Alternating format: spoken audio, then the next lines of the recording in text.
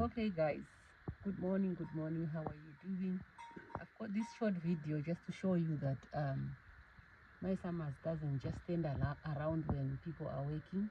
I also work, I also help around whenever wherever I can, because sometimes if work is easy, if it's not that heavy, I can chip in, I can help around. So this morning, because we started our ban, these days the videos are about tobacco growing. We started our ban. You can show them the tobacco. It's full to capacity now, and we are fixing the door. We started fixing inside, and the guys are fixing the door with this sheet here. And then I thought, you know what, this needs doing. By the time they finish, our temperature will be going down, because we've already started the fire behind there. We had to open because we had not fixed our door. So my summers is building. As you can see, I've done this whole thing myself, and I'm doing it with my bare hands, never mind the trowel. So I'm putting my last brick here. Seems like it's too big, so I'll have to cut it into a piece, and then I put it on my mud here. Then our door is done. So by the time they finish, something would have been done here. You don't just stand around. And when these jobs are being done, you need to know yourself. You need to know how it's done, because if you don't know how it's done, sometimes they also don't know. You end up doing bush jobs, things that are not supposed to be, or improper jobs and stuff like that. So you have to be able to do it yourself. So as you can see, my Summers is a builder, and she doesn't use a trowel. She uses her bare hands, because it's just a small portion. Yeah. The builder is finished. The builder is finished. It's all done. It's all done. It's all done.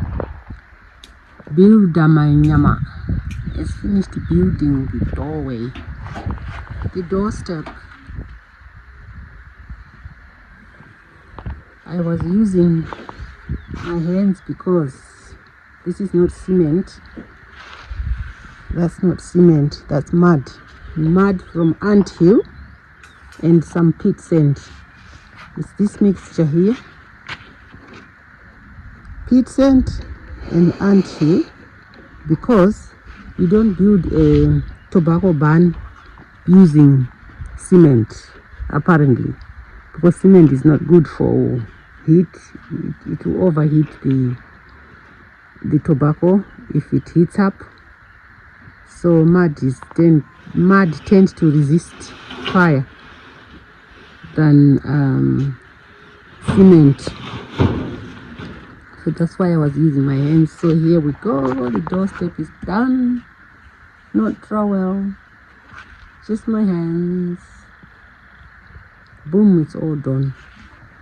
That's inside our barn, guys. There, we've already started the fire, and we opened the door because we wanted to make a new door. We're not supposed to open for this long, because it will alter the temperature. So here is our thermometer. Here it's color coded. It's called steel barn thermometer. It's steel. It's not plastic.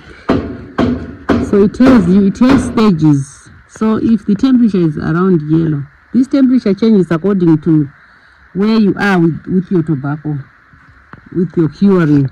So if it's still here around between 30 and 40 degrees Celsius, it means your tobacco is yellowing. It means it's looking for this color. I have one here that's colored already. It will be looking for this color, this yellow color. This one. Yeah. And then after coloring, no, it starts with the yellowing, giving you this yellow color. Then it goes to fixing. I think fixing is where you'll be fixing the stems until they all drain water. When your temperature is around red 70 degrees, it's around 70, yeah, it will be mid-rib. That's when you'll be fixing this here, until we get to the top bit. This one, the stem, is to do with the stem. And then final, the temperature shouldn't exceed 76, I think. It says 76 here, but they say 70. That's when your tobacco will be drying. After all the water is drained, after everything is off your tobacco, your leaf is yellow. This bit here is not green. As you can see, this yellow, this one is yellowed, but this mid-rib is still there. When they say mid-rib, they also talk about this here, these veins here. I would just call them veins. I put this here for experiment. Yeah, so that's when it gets to 70, that's when you know your tobacco is almost done. Our temperature now is at 23, simply because 20 degrees Celsius, simply because we opened the door, but it's warm inside here. It's quite warm and humid. It's 70 Fahrenheit. That's 71 to 72, 3 around there. So that's inside. It's all steaming. Yeah. So as soon as we close the door, the process starts again. We are going to start again. As it is, nothing has happened to our tobacco overnight. There wasn't much fire, so it's not disturbing it or anything. I'll keep you updated as we go on with our tobacco, so that you can see the process. If there's anyone who wants to start tobacco farming, it's not easy, I should say, but it's doable. You can do it. Determination. You can do it with determination. Because once you start something, you need to finish it. You need to finish it. So our fire is going. Okay. That's our fire pit. That's where we go inside there and we put our firewood, our logs and stuff. Yeah, I want to show you the steam from the second burn. Inside the temperature has gone down, but outside here it's steaming. Look at that. That's steam. It's still steam. And you won't see the walls, they won't be black like that. This one is black because there's smoke coming out now. It's no longer steam because this steaming stage is gone and it's now towards drying stage. This is day 4. Around 11 a.m. it will be day 4 for this first burn. So this one is day 1. It will steam like this for at least 3 days because it's taking all the water from the tobacco. This means your burn is firing well. It's doing well. It's doing okay. Yeah.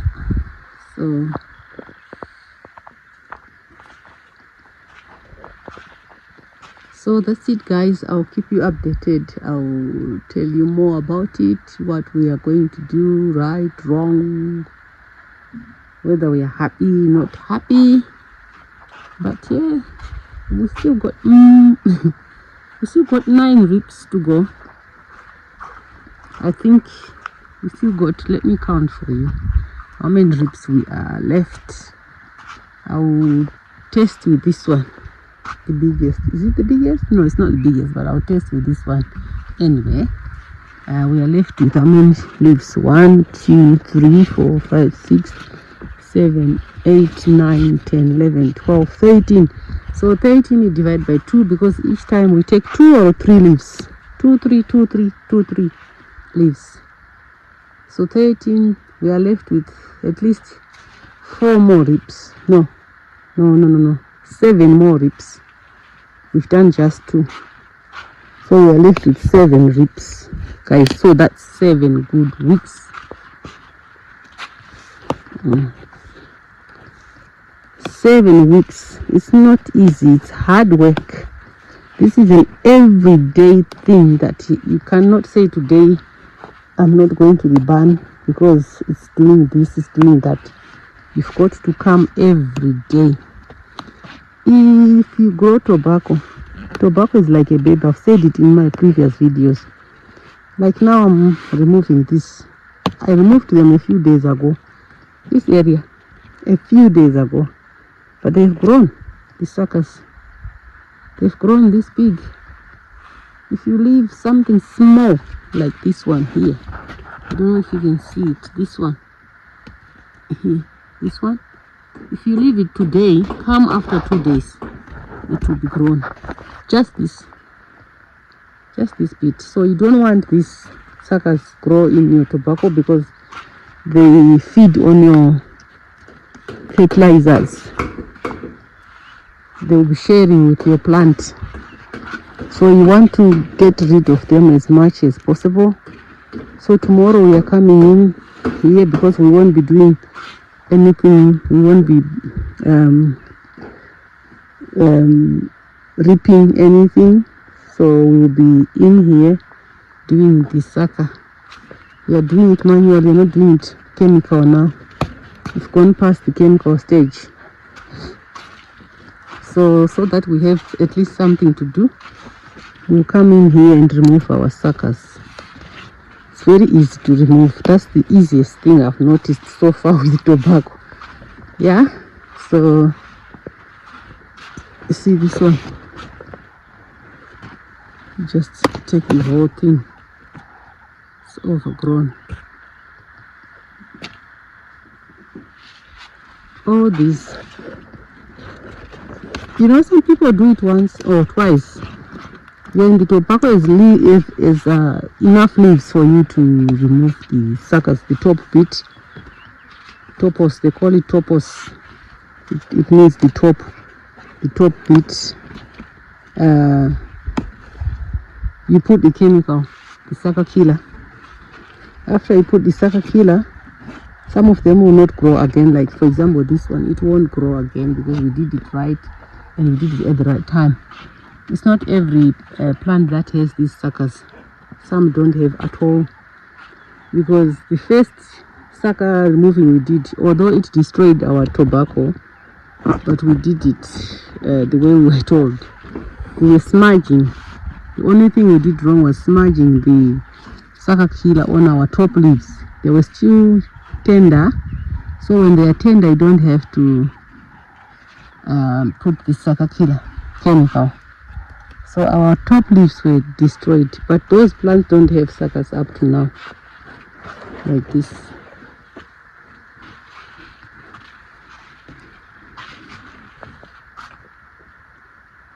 So we still got a long way to go. I said like 7.